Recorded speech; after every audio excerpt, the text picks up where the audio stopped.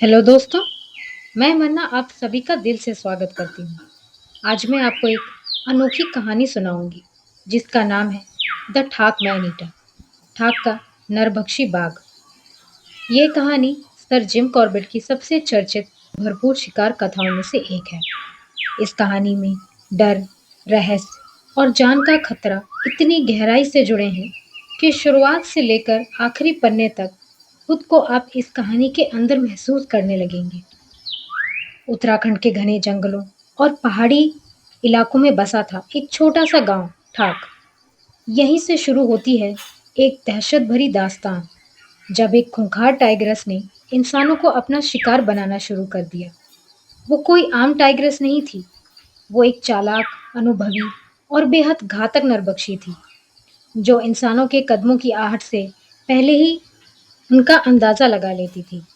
गांव वाले डरे सहमे थे। खेत सूने पड़ गए थे। बच्चे रोते रोते सोते थे और शाम होते ही दरवाजे बंद हो जाते थे। टाइग्रेस की दहाड़ सुनाई नहीं देती थी। उसका हमला मौन और अचूक था, जैसे जंगल की परछाइयों में कोई छुपा हुआ साया हो। तो चलिए दोस्तों, कहानी शुरू करते हैं। ये कहानी शुरू होती है लद्या घाटी में, जब वहाँ कई महीनों से शांति बनी हुई थी। जब सितंबर 1938 में नैनीताल में एक रिपोर्ट मिली कि कोट डिंगरी गांव में 12 साल की एक लड़की को टाइगर ने मार डाला था। ये रिपोर्ट सर कॉर्बेट को वन विभाग के डोनाल्ड स्टीवर्ट से मिली थी। उसमें कोई विशेष जानकारी नहीं थी और ये तब तक नहीं हुआ जब तक सर कॉर्बेट कुछ हफ्तों बाद गांव नहीं पहुंच गए और उन्हें खुद इस दुखद घटना के बारे में पता नहीं चला। वो लड़की गांव के पास एक आम के पेड़ के नीचे गिरे आम बटोर रही थी। तभी अचानक एक टाइगर वहां आ गया। पास में काम कर रहे लोग कोई मदद कर पाते उससे पहले ही टाइगर उसे उठाकर ले गया।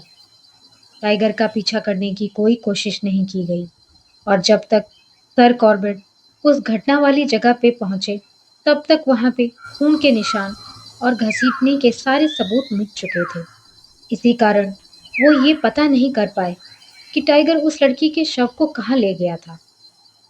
ठाक कोट डिंगरी चूका से लगभग 4 मील दक्षिण पश्चिम और 3 मील पश्चिम में स्थित है और ठाक के बीच की घाटी में अप्रैल के महीने में चूका का नरभक्षी टाइगर मारा गया था। 1938 की गर्मियों में वन विभाग ने उस क्षेत्र के सभी पेड़ों को काटने के लिए उन पे निशान बनाए थे और ये डर था कि यदि उस नरभक्षी टाइगर को नवंबर से पहले अगर मारा नहीं गया तो जब जंगल की कटाई शुरू होगी तब ठेकेदारों को मजदूर नहीं मिलेंगे, तो अपने समझौते को रद्द कर देंगे। इसी कारण डोनाल्ड स्टीवर्ट ने लड़की के मारे जाने के तुरंत बाद सर कॉर्बेट को पत्र लिखा। कोर्ट किनरी जाने के लिए सर कॉर्बेट तैयारी कर ही रहे थे कि नैनीताल में दूसरी रिपोर्ट आ गई कि लद्या घाटी के बाईं ओर स्थित चुका के पास सेम गांव में एक महिला को टाइगर ने मार डाला था और वो एक बूढ़ी महिला थी जो सेम गांव के प्रधान की मां थी। उस महिला को दो सीढ़ीनुमा खेतों के बीच एक खड़ी ढलान पर झाड़ियां काटते समय टाइगर ने मार डाला था। वो बूढ़ी महिला झाड़ियों को काटते काटते अपनी झोपड़ी के पास आ गई थी। तभी टाइगर ने ऊपर के खेत से उन पर छलांग लगा दी। हमला इतना अचानक था कि महिला केवल एक ही बार चीख पाई। उसके बाद टाइगर ने उसे तुरंत मार डाला। फिर टाइगर उन्हें 12 फुट ऊंची ढलान के ऊपर उठाकर खेत के पार ले गया और उसके आगे घने जंगलों में गायब हो गया। महिला का बेटा जो 20 साल का एक युवक था, वो उस समय धान के खेत से उन्हें देख रहा था, लेकिन डर के मारे कोई मदद करने की हिम्मत नहीं जुटा पाया। युवक के तुरंत बुलाने पर पटवारी 2 दिन बाद 80 आदमियों के साथ सेम गांव पहुंचे। टाइगर की दिशा का पीछा करते हुए उन्हें महिला के कपड़े और कुछ छोटी हड्डियां मिली। ये घटना दोपहर के 2 बजे एक चमकती हुई धूप वाले दिन में घटी थी और टाइगर ने अपने शिकार को उसी झोपड़ी से केवल 60 गज दूर खाया था जहां उसने महिला को मारा था। दूसरी रिपोर्ट मिलने पर अल्मोड़ा, नैनीताल और गढ़वाल के 3 जिलों के डिप्टी कमिश्नर इबॉट्सन और सर कॉर्बेट ने बैठक की और इबॉट्सन ने अपनी यात्रा का कार्यक्रम बदल दिया। आगे बागेश्वर के रास्ते जाने के बजाय उन्होंने सर कॉर्बेट के साथ सेम तक जाने का फैसला किया और वहां से अस्कोट के लिए रवाना हो गए। जो रास्ता सर कॉर्बेट ने चुना था, उसमें काफी मात्रा में पहाड़ी चढ़ाई करनी थी। उन्होंने नदौर नदी के रास्ते जाने का फैसला किया। जल विभाजक को पार करके लद्या नदी के रास्ते सेम पहुंचने का निर्णय लिया। नदौर नदी के साथ ऊपर चढ़ते हुए उन्होंने रास्ते में मछलियां पकड़ी। 5वें दिन वो लोग दुर्गा पीपल पहुंचे। वहां उन्होंने नदी को छोड़ दिया और एक बहुत कठिन चढ़ाई के बाद रात के लिए कैंप लगाया। अगली सुबह जल्दी शुरू करके उन्होंने उसी रात अपना तंबू लद्या नदी के बाएं किनारे पर गाड़ा, जो चालती से 12 मील की दूरी पर था। 10वें दिन वो दोनों सेम में एक खेत में पहुंचे जहां महिला को मारा गया था और लद्या और सरदा नदियों के संगम से 100 गज की दूरी पर था। लद्या नदी के रास्ते में उनकी मुलाकात पुलिस के गिल बेडल से हुई, जिन्होंने सेम में कई दिनों तक डेरा डाला था। उन्होंने एक भैंस को बांधा था जिसे वन विभाग ने दिया था। जब वो दोनों सेम पहुंचे तो उसके अगले दिन जब इबॉट्सन आसपास के गांव के पटवारियों, वन रक्षकों और मुखियाओं से बातचीत कर रहे थे, तब सर कॉर्बेट पगमार्क ढूंढने के लिए निकल पड़े। उनके कैंप और संगम के बीच लद्या के दोनों किनारों पर रेत के लंबे विस्तार थे। उस रेत पर उन्हें एक टाइग्रेस और एक युवा नर टाइगर के निशान मिले, जो जरूर उन शावकों में से एक के थे जिन्हें उन्होंने अप्रैल में देखा था। टाइग्रेस ने पिछले कुछ दिनों में कई बार लद्या को पार किया था और पिछली रात उनके तंबू के सामने की रेत पर वो चली भी थी। ये वही टाइग्रेस थी जिस पर गांव के लोगों को नरभक्षी होने का संदेह था और प्रधान की मां के मारे जाने के बाद से उसने बार बार सेम का दौरा किया था। टाइग्रेस के पैरों के निशानों से ये पता चला कि वो एक औसत आकार की जवान और ताकतवर टाइग्रेस थी। वो नरभक्षी क्यों बनी? एक अंदाजा यह था कि पिछली प्रजनन के मौसम में उसने चूका इलाके के टाइग्रेस के साथ मिलकर इंसानों का शिकार किया था और तब उसे इंसानी मांस का स्वाद लग गया था। अब जब वो टाइगर उसके साथ नहीं था, जो पहले उसके लिए शिकार करता था, तो उसने खुद ही इंसानों को मारना शुरू कर दिया। लेकिन ये सिर्फ एक अनुमान था, जो बाद में गलत निकला।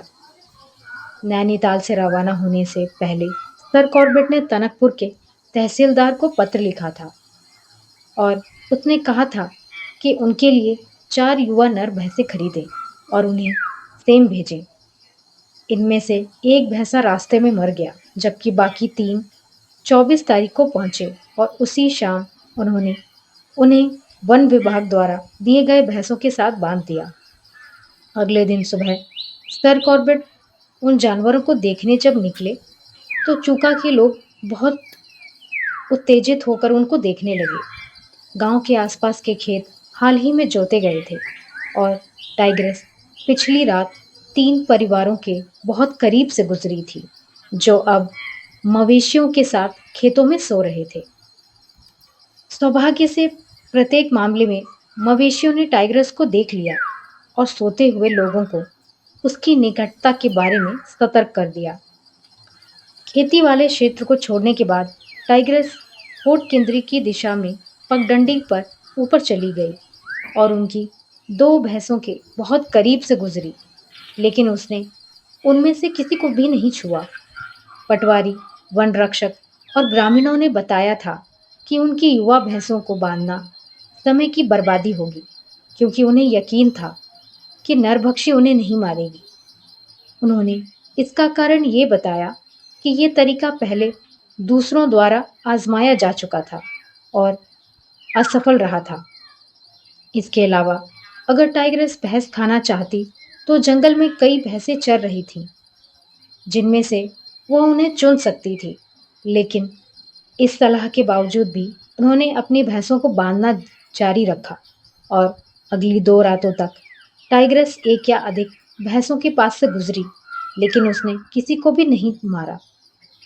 27 तारीख की सुबह जब सर कॉर्बेट अपना नाश्ता समाप्त कर रहे थे, तब ठाक गांव के प्रधान के भाई तिवारी के नेतृत्व में कुछ लोग उनके कैंप में आए और उन्होंने बताया कि उनके गांव का एक आदमी लापता हो चुका है। उन्होंने कहा कि वो आदमी पिछले दिन दोपहर के करीब गांव से निकला था। निकलने से पहले उसने अपनी पत्नी से कहा था कि वो ये देखने जा रहा है कि उसके मवेशी गांव की सीमा से बाहर ना जाएं, और वो आदमी वापस नहीं लौटा था। इसलिए उसके घरवालों को आशंका थी कि उसे नरभक्षी टाइग्रेस ने मार दिया होगा। उनकी तैयारियां जल्दी ही पूरी हो गईं और 10 बजे इबॉट्सन, सर कॉर्बेट, तिवारी और उनके साथ आए 8 लोग उनके साथ ही रवाना हो गए। दूरी केवल 2 मील की थी, लेकिन चढ़ाई काफी कठिन थी। वो लोग ज्यादा समय की बर्बादी नहीं करना चाहते थे, इसलिए गांव के बाहरी इलाके में पहुंचते पहुंचते वो लोग बुरी तरह से हांफने लगे और पसीने से लथपथ हो गए। जैसे ही वो लोग झाड़ीदार मैदान से गांव की ओर बढ़े, उन्होंने एक औरत की रोने की आवाज सुनी। एक भारतीय औरत की विलाप की आवाज, जो अपने मृतक का शोक मना रही हो। जंगल से बाहर निकलते ही वो लोग उस विलाप करने वाली महिला के पास पहुंचे, जो लापता आदमी की पत्नी थी।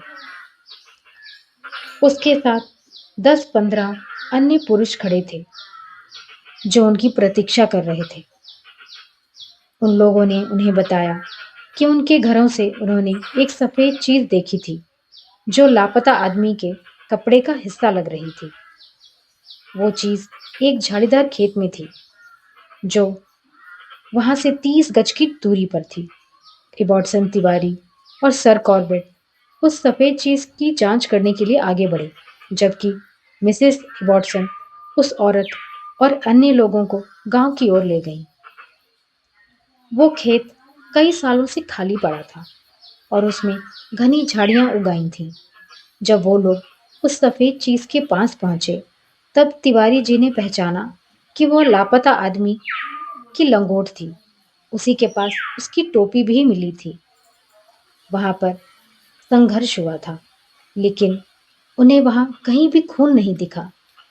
हमला जहां हुआ और जहां से घसीटा गया, वहां भी खून नहीं था।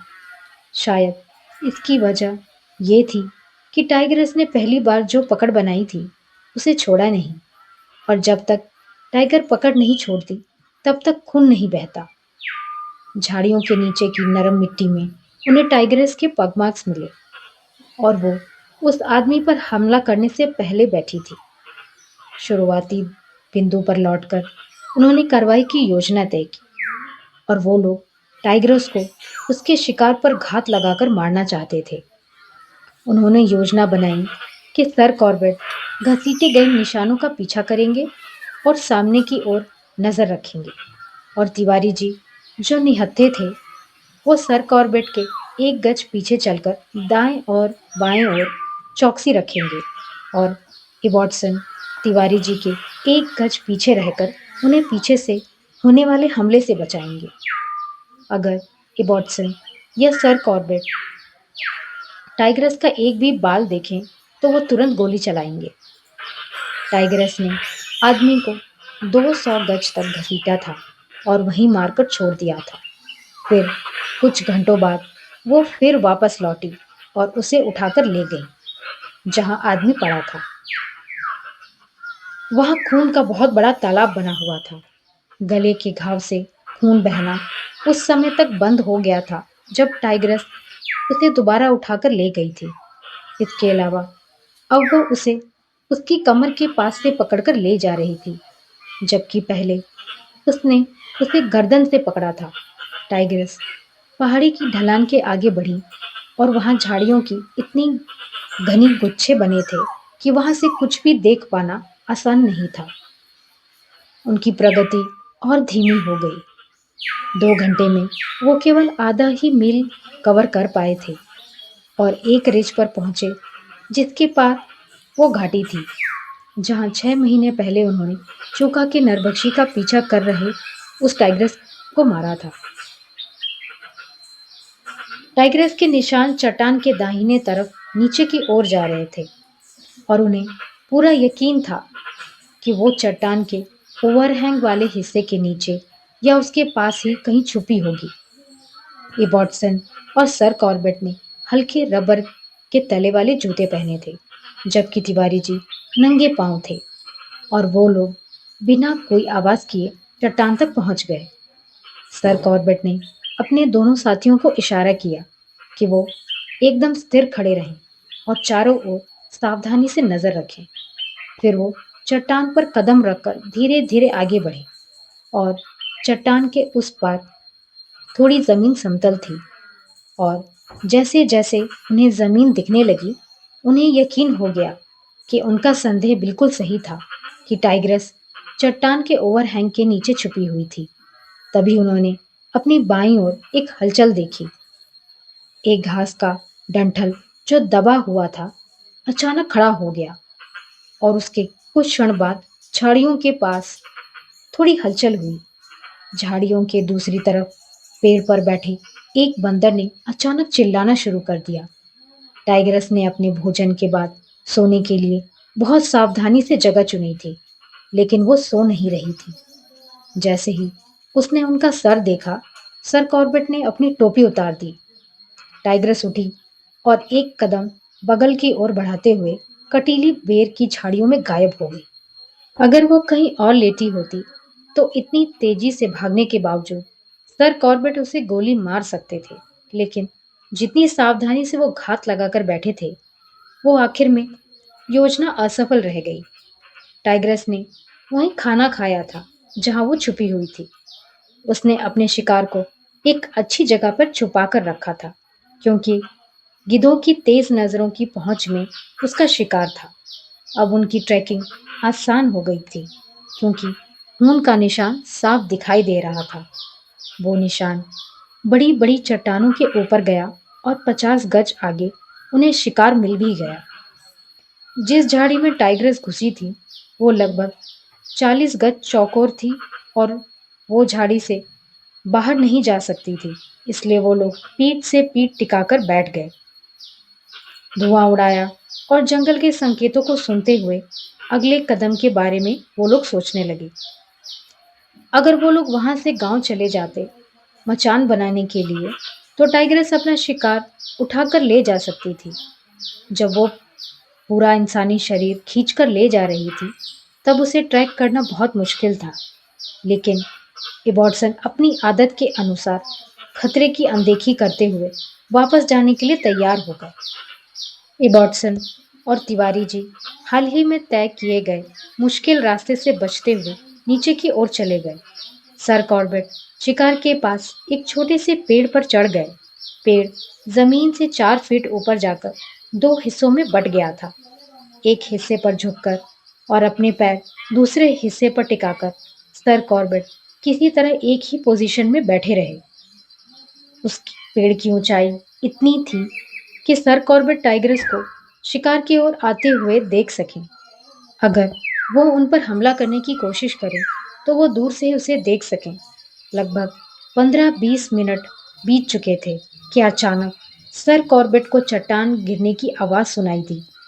वो बहुत नाजुक थी और जब टाइग्रेस ने अपना वजन उस पर रखा और उसे आगे झुकते हुए महसूस किया, तो उसने अपना पंजा हटा लिया और चट्टान वापस अपनी जगह पर गिर गई।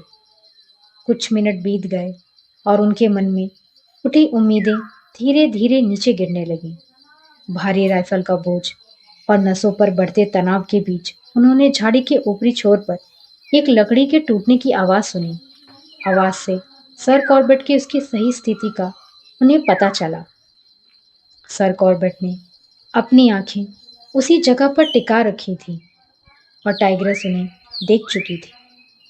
कुछ समय तक वो उन्हें देखती रही और फिर वहां से चली भी गई।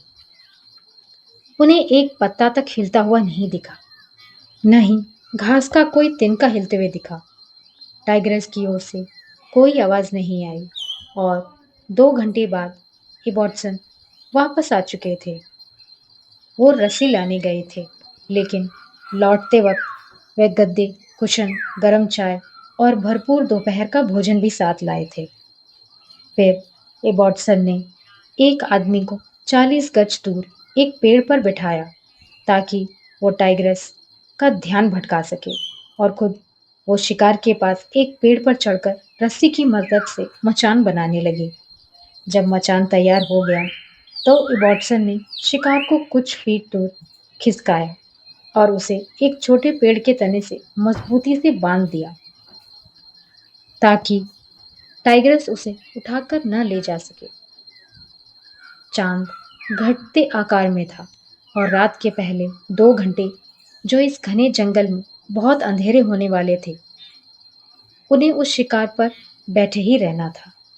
एक आखिरी सिगरेट पीने के बाद सर कॉर्बेट मचान पर चढ़ गए और जब वो आराम से बैठ गए तो ये बॉटसन ने उस आदमी को नीचे उतारा जो ध्यान भटका रहा था और ठाक की ओर वो चल पड़े ताकि मिसेज ए वॉटसन को लेकर वो सेम के कैंप में वापस लौट सके। तभी पत्तियों के बीच से किसी भारी चीज के टकराने की आवाज सुनाई दी। उसी समय वो बंदर जो अब तक चुपचाप था अचानक जोर जोर से चिल्लाने लगा। एक तंग मिनट बीता, एक और, फिर तीसरा, और फिर उस चट्टान की बड़ी स्लेब पर चढ़ने से एक बार्किंग डियर उनके पास तेजी से दौड़ते हुए आकर जोर जोर से भौंकने लगा। टाइग्रेस शिकार की ओर आ नहीं रही थी बल्कि हिबॉटसन का पीछा करते हुए चली गई थी। सर कॉर्बेट बुरी तरह चिंता में हो गए क्योंकि ये साफ था कि उसने अपना शिकार छोड़ दिया था और किसी नए शिकार की तलाश में वो निकल गई। वो 10 मिनट सर कॉर्बेट के लिए बहुत ही बेचैनी वाले थे और फिर उन्होंने ठाक की दिशा से एक और बार्किंग डियर को भौंकते हुए सुना। टाइग्रेस अब भी उनका पीछा कर रही थी, लेकिन वहां का इलाका ज्यादा खुला था और उस रास्ते पर टाइग्रेस के हमला करने का खतरा कम था। एबॉट्सन और उनकी टीम को कैंप लौटने के लिए 2 मील घना जंगल पार करना था, जो अब भी खतरनाक था। वो ठाक में सूर्यास्त तक रुके और टाइग्रेस ने रास्ते भर उनका पीछा किया, लेकिन एबॉट्सन सतर्क थे। उन्होंने सबको साथ रखा और सुरक्षित लौट आए। बार्किंग डियर और सांबर की आवाजें टाइग्रेस की हरकतों का पीछा करने में मदद कर रही थीं। सूर्यास्त के 1 घंटे बाद वो घाटी के निचले हिस्से में 2 मील दूर थी। उसके पास पूरी रात थी। सर कॉर्बेट ने खुद को एक गद्दे में लपेट लिया क्योंकि वो एक भयंकर ठंडी रात थी और उन्होंने खुद को एक अच्छी स्थिति में आराम से बैठा लिया जिसमें वो घंटों तक बिना हिले डुले रह सके। 4 बजे तक सर कॉर्बेट मचान पर बैठ चुके थे और 10 बजे के आसपास उन्होंने 2 जानवरों को पहाड़ी से उनकी तरफ आते हुए सुना। पेड़ों के नीचे इतना अंधेरा था कि उन्हें कुछ भी देख पाना उनके लिए बहुत मुश्किल था, लेकिन जब वो शिकार उनके पास पहुंचे तो उन्हें पता चला कि वो शहद बिच्छू थे। वो शिकार के पास आए और कई बार घूमे, फिर अपने रास्ते वापस चले गए। 1 घंटे बाद और जब चांद कुछ समय से ऊपर था, सर कॉर्बेट ने एक आवाज सुनी जो पूर्व से पश्चिम की दिशा में से आ रही थी। खून की खुशबू उसे आकर्षित कर रही थी, लेकिन उसके साथ उसे एक इंसान की भी गंध मिल रही थी। वो बहुत सावधानी से शिकार का पीछा कर रहा था। उसकी सूंघने की क्षमता बहुत अच्छी थी। समतल भूमि पर पहुंचने पर भालू शिकार से कुछ ही कदम दूर अपनी पिछली टांगों पर बैठ गया और जब उसे ये यकीन हो गया कि वो मानव की गंध से उसे कोई खतरा नहीं है, तो वह वापस खड़ा हुआ और अपना सिर घुमाकर एक लंबी आवाज में उसने दहाड़ मारी। फिर बिना किसी हिचकिचाहट के वह साहसपूर्वक शिकार के पास गया और जब वह उसे सूंघने लगा, सर कॉर्बेट ने अपनी राइफल की नजरें उस पर फोकस कर दी। लेकिन उसने शिकार को सूंघकर अपना रास्ता पश्चिम की ओर जारी रखा। फिर कुछ देर बाद इबॉटसन और उसके साथ मृत व्यक्ति का भाई और अन्य रिश्तेदार आए, जिन्होंने बड़े सम्मान से शिकार के अवशेषों को एक साफ सफेद कपड़े में लपेटा और रस्सी से बनी पालकी पर रखकर सरदा नदी के किनारे स्थित शवदाह स्थल के लिए वे चल पड़े। उनके होठों से धीमे से राम नाम सत्य है और सत्य बोल गत है के भजन की ध्वनि निकलती जा रही थी। ठंडी में बिताने के बाद भी सर कॉर्बेट को कोई बुरा असर नहीं हुआ था, लेकिन जब उन्होंने इबॉटसन द्वारा लाए गए गर्म चाय और भोजन का सेवन किया, तो उन्हें महसूस हुआ कि उनकी चौकसी का कोई भी उन्हें नुकसान नहीं हुआ। 27 तारीख की शाम उस टाइग्रेस ने वॉटसन को चोका तक पीछा करने के बाद रात में वो टाइग्रेस लद्या नदी को पार करके उनके शिविर के पीछे की झाड़ीदार जंगल में घुसी थी। उस झाड़ी से एक रास्ता गुजरता था जिसे लद्या घाटी के गांव वाले उपयोग में लाते थे, लेकिन मैन ईटर टाइग्रेस के आने के बाद वो रास्ता असुरक्षित हो गया था। 28 तारीख को वॉटसन का डाक टानकपुर ले जा रहे थे। शिविर में देर होने के कारण उन्हें समय बचाने के लिए उस झाड़ी के बीच से एक शॉर्टकट लेना पड़ा। सौभाग्य से वहां के लोग सतर्क थे और उसने टाइग्रेस को झाड़ी के बीच से रेंगते हुए भी देखा था, जो उनके रास्ते के पास झुकी हुई थी। एबॉटसन और सर कॉर्बेट अभी भी ठाक से लौट ही रहे थे कि दो आदमी दौड़ते हुए शिविर में आए और वो लोग अपनी राइफल लेकर जांच के लिए निकल पड़े। उन्होंने टाइग्रेस के पंजे के निशान देखे, जहां वो रास्ते पर कुछ आकार के बने हुए थे। कुछ दूर तक उन लोगों का उसने पीछा किया था, लेकिन वो लोग उसे देख नहीं पाए और एक स्थान पर जहां झाड़ी बहुत घनी थी, उन्होंने वहां हलचल महसूस की थी और एक जानवर को चलते हुए सुना था। 29 तारीख की सुबह ठाक से एक पार्टी आई और उन्होंने उनका एक बैल जो पिछले रात वापस नहीं लौटा था, उसके बारे में सर कॉर्बेट से बात की और जब उस स्थान पर खोज की गई जहां वो आखिरी बार उस बैल को उसने देखा था, तो थोड़ा वहां पे उन लोगों को खून मिला।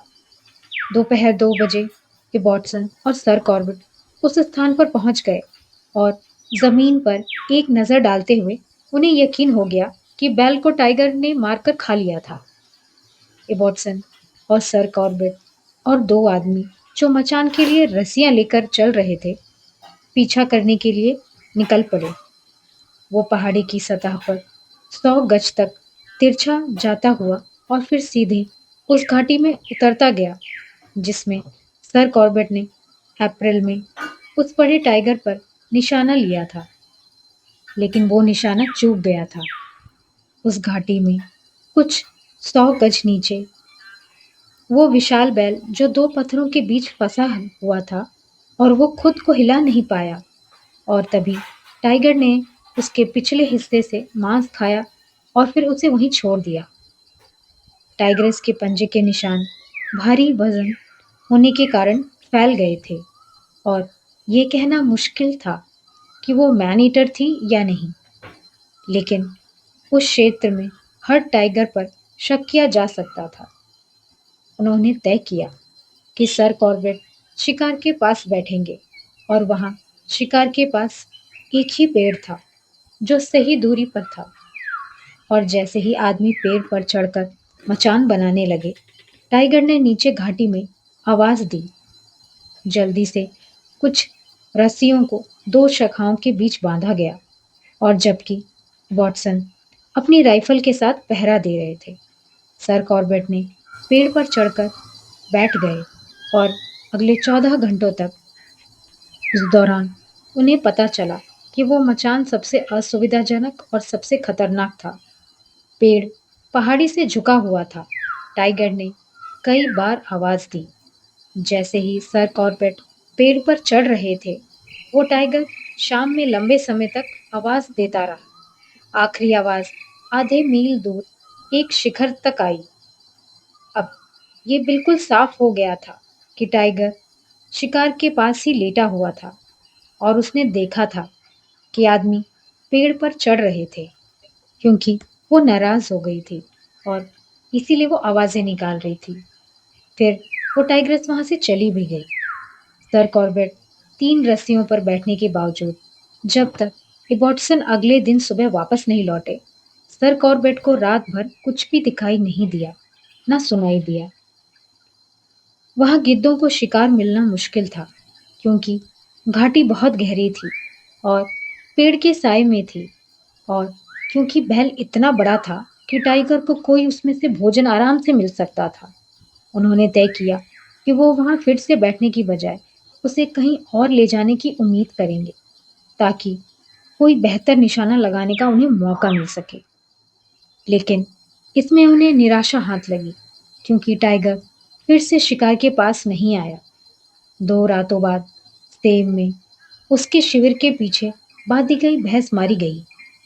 जो लोग उस शिकार की खबर लाए थे, उन्होंने बताया कि उस जानवर को बांधने वाली रस्सी टूट गई थी और शिकार को घाटी के नीचे के सिरे तक ले जाया गया था, जहां वो बांधी गई थी।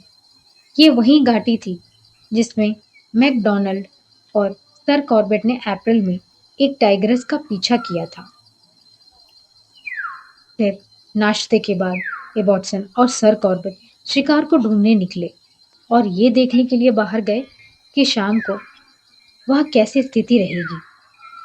वो घाटी जिसमें भैंस मारी गई थी लगभग 50 गज चौड़ी थी और पहाड़ी क्षेत्रों में गहरी जा रही थी। 200 गज तक घाटी सीधी थी और फिर बाएं ओर मुड़ गई थी। मुड़ने के ठीक बाद और इसके बाएं हाथ की ओर एक घना क्षेत्र था, जिसमें छोटे पौधे थे, और उसके पीछे 100 फीट ऊंची पहाड़ी थी जिस पर मोटा घास उग रही थी। घाटी में और पौधे के पास पानी का एक छोटा सा तालाब था। सर कॉर्बेट ने अप्रैल में कई बार उस घाटी का दौरा किया था। वहां मुड़ने के समय सर कॉर्बेट ने सावधानियां नहीं ली, जिसका परिणाम ये हुआ कि टाइग्रेस, जो तालाब पर पानी पी रही थी, उसने उन्हें पहले ही देख लिया। उसके पास केवल एक सुरक्षित बचने का रास्ता था और उसने उसी रास्ते को अपनाया। वो सीधे खड़ी पहाड़ी की चढ़ाई पर गई और पहाड़ी के पार और उसके बाद साल के जंगलों में चली गई।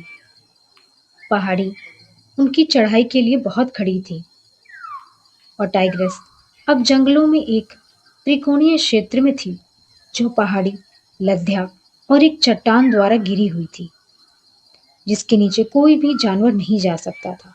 वो क्षेत्र ज्यादा बड़ा नहीं था और वहां कई हिरण भी थे, जिन्होंने समय समय पर सर कॉर्बेट को टाइग्रेस की स्थिति के बारे में बताया था। लेकिन दुर्भाग्य से जमीन गहरी थी और बारिश के पानी से बनी नालियों से कटी हुई थी, जिसके कारण वो लोग उसका पता खो बैठे। उन्होंने अभी तक शिकार नहीं देखा था, लेकिन वो लोग ट्रैक के जरिए फिर से घाटी में गए और उन्होंने शिकार को छोटे पौधे के बीच छुपा हुआ पाया। वो पौधा 6 इंच से लेकर 1 फुट तक व्यास में था और इनकी ताकत इतनी नहीं थी कि मचान को सहारा दे सके। इसीलिए वो लोग मचान नहीं बना पाए। एक ड्रॉवर की मदद से चट्टान पर बैठने की जगह बनाई, लेकिन मैन ईटर टाइग्रेस के मामले में ये एडवाइजेबल नहीं था। उन लोगों ने योजना बनाई कि क्यों ना शिकार के पास घास में छुपकर बैठा जाए, इस उम्मीद में कि टाइग्रेस अंधेरा होने से पहले वापस आएगी और वो लोग उसे देख सकेंगे। इससे पहले कि वो उन्हें देख सकें, इस योजना के खिलाफ 2 आपत्तियां थीं। पहला, अगर उन्हें शॉट नहीं मिला और टाइग्रेस उन्हें शिकार के पास देख लेती, तो वो उसे छोड़ सकती थी, जैसा उसने पहले 2 शिकारों को किया था। और दूसरा, कि शिकार शिविर के बीच बहुत ही घना जंगल था और वो लोग अंधेरे में उस जंगल से गुजरने की कोशिश करते तो टाइग्रेस उनके सामने होती। इसीलिए उन्होंने तय किया कि वो शिकार को उस रात टाइग्रेस के लिए ही छोड़ देंगे और अगले दिन के लिए आशा करेंगे। अगली सुबह वो लोग फिर उसी जगह गए जहां टाइग्रेस ने अपना शिकार छोड़ा था, पर उन्होंने देखा कि टाइग्रेस अपना शिकार वहां से ले गई थी। 300 गज तक वो घाटी की नाली में ऊपर की ओर गई। उसने अपने कोई भी निशान नहीं छोड़ा। वो जगह जहां से उसने अपना शिकार उठाया था, चक्कर लगाते हुए उन्होंने पाया कि उसने घाटी छोड़ दी थी और बाएं पहाड़ी की ओर वो चढ़ी थी।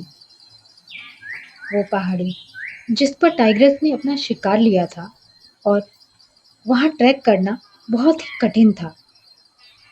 लेकिन चढ़ाई करना कठिन नहीं था, क्योंकि पहाड़ी ज्यादा खड़ी नहीं थी और कुछ स्थानों पर उन्हें चारों ओर घूमकर आगे ट्रैक करना पड़ा। 1000 फीट की कठिन चढ़ाई के बाद वो लोग एक छोटे से पठार पर पहुंचे, जो बाएं एक चट्टान से घिरा हुआ था, जो 1 मील चौड़ी थी।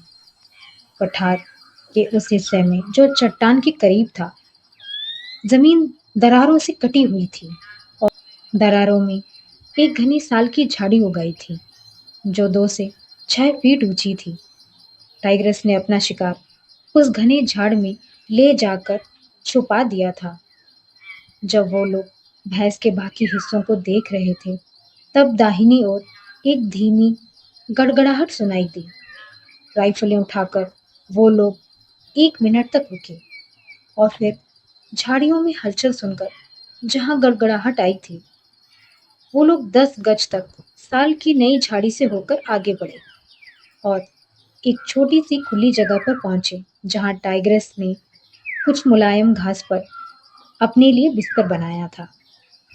जितना हो सके उन्होंने चुपके से ऊपर चढ़ने की कोशिश की, और जैसे ही वो लोग समतल जमीन तक पहुंचे, जो लगभग 50 गज चौड़ी थी, टाइग्रेस दूसरी तरफ से उठकर घाटी में चली गई।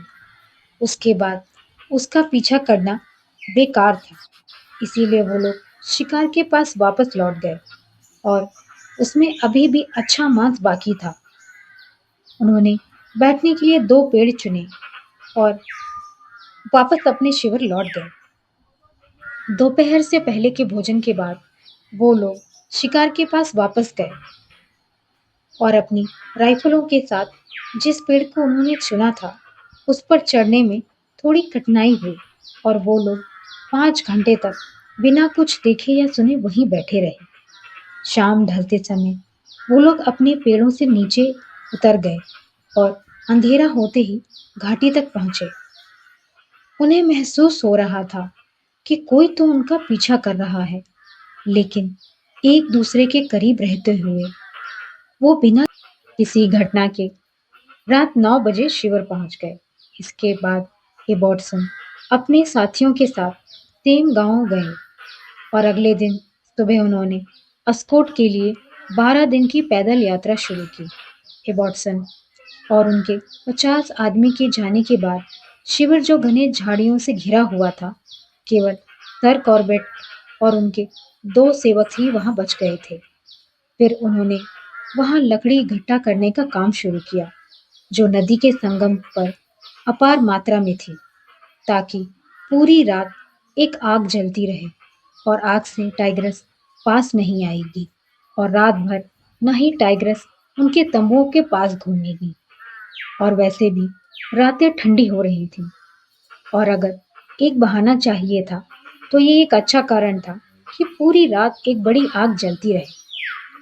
शाम के करीब जब उनके लोग सुरक्षित रूप में शिविर लौट आए, तब सर कॉर्बेट ने एक राइफल ली और लद्या नदी के पार वो देखने के लिए गए कि टाइग्रेस नदी को पार कर गई है या नहीं। उन्होंने रेत में कई ट्रैक देखे, लेकिन कोई भी ताज़ा ट्रैक उनको नहीं मिला और शाम ढलते ही वो वापस लौट आए। 1 घंटे बाद जब पूरी तरह से अंधेरा हो गया था, तो एक बार्किंग डियर उनके तंबुओं के पास भौंकने लगा और आधे एक घंटे तक वो लगातार वहां भौंकता रहा। उनके लोगों ने भैंसों को बांधने का काम संभाल लिया था, जो पहले इबॉटसन के लोग करते थे। और अगली सुबह सर कॉर्बेट उनके साथ गए। जब वो भैंसों को लाने गए, तब उन्हें टाइग्रेस का कोई निशान नहीं मिला। नाश्ते के बाद उन्होंने एक कांटा लिया और संगम की तरफ चले गए। और उस दिन उन्होंने बहुत ही बेहतरीन मछली पकड़ी। संगम में बहुत ही बड़ी बड़ी मछलियां थीं। फिर से पिछली शाम की तरह उन्होंने लद्या को पार किया। उन्होंने सोचा कि वो नदी के किनारे उस टाइग्रेस का इंतजार करेंगे। तभी अचानक उन्हें पहाड़ी पर एक सांबर और एक बड़े बंदर की आवाज सुनाई दी। और जब वो चट्टान के पास पहुंचे, तब उन्हें टाइग्रेस के ताजे पगमार्क्स मिले। जैसे ही सर कॉर्बेट अपने शिविर में गए और मछली पकड़ी और एक कप उन्होंने चाय पी, उतने में ही एक आदमी की जान चली गई, जो उस टाइग्रेस ने ले ली। इस घटना ने सैकड़ों हजारों लोगों को चिंताओं में डाल दिया और उन्हें कई दिनों तक तनाव में डाल दिया, क्योंकि सर कॉर्बेट और 3 दिन सेम में रुकने वाले थे। 7 तारीख की सुबह जब वो अपना शिविर छोड़ रहे थे और टनकपुर के लिए 20 मील के सफर की तैयारी कर रहे थे, तभी आसपास के सभी गांव वाले अपने बड़े दल के साथ उनके पास आए और उनसे विनती करने लगे कि सर कॉर्बेट वहां के लोगों के लिए कुछ और दिन वहां रुक जाएं। लेकिन सर कॉर्बेट ने उन्हें वादा किया कि जैसे ही उन्हें मौका मिलेगा, वो फिर लौटेंगे। सर कॉर्बेट ने अगले दिन टनकपुर से ट्रेन पकड़ी और 9 नवंबर को नैनीताल वापस पहुंच गए, जहां वो लगभग 1 महीने के लिए गए थे। इस तरह ये कहानी एक मैन ईटर टाइग्रेस का पीछा करना और उसकी गतिविधियों की जांच करने के बारे में है, जिसमें इंसान और जानवरों के बीच खतरनाक संघर्ष को दर्शाया गया है। तो दोस्तों, यहाँ ठाक मैन ईटर की कहानी का पहला भाग खत्म होता है और जल्द ही इसका दूसरा भाग भी आएगा। कहानी लंबी है, बट रोमांच से भरी हुई है। अगर आपको ये सच्ची कहानी पसंद आई हो, तो इस वीडियो को लाइक और शेयर ज़रूर करें। ऐसे ही रोमांचक और सच्ची कहानियों को सुनने के लिए मेरे चैनल को सब्सक्राइब करना ना भूलें। और दोस्तों, अगर आपके पास ऐसी रोमांचक कहानियाँ और हैं, तो मुझे ज़रूर बताएं। मैं उस पे भी वीडियो बनाऊंगी और आपका नाम भी मेंशन करूंगी। नई कहानियों और अपडेट्स के लिए मेरे चैनल पर बने रहें। धन्यवाद।